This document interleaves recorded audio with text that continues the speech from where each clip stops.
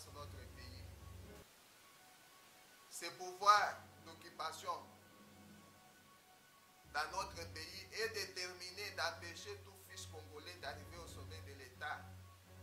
D'abord remercier mes collègues, une fois n'est pas coutume, pour leur pertinence sur l'analyse du Congo et plus particulièrement M. Pittella. C'est un pays que j'aime beaucoup. J'ai moi-même été auprès du vice-président dans la période de transition, Zaïdine Goma, et j'ai suivi cette transition en étant un des acteurs. La difficulté du Congo RDC, c'est sa richesse.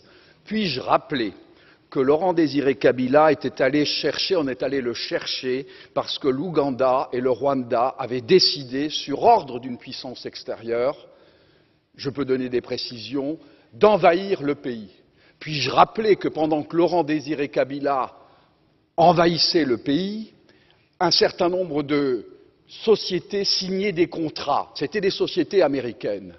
Puis-je aussi rappeler que lorsque Laurent Désiré Kabila se retourna en étant un patriote pour son pays, on décida, ici à Bruxelles, j'ai eu l'information, je peux dire de qui il est décédé depuis, son élimination, et qu'on est allé à Washington chercher également l'ordre, et il fut éliminé 15 jours après. Et puis-je rappeler qu'on est allé chercher alors Joseph Kabila en se disant, ce jeune, on le manipulerait parce qu'il n'était pas il était de nationalité rwandaise et qu'on allait en faire un président.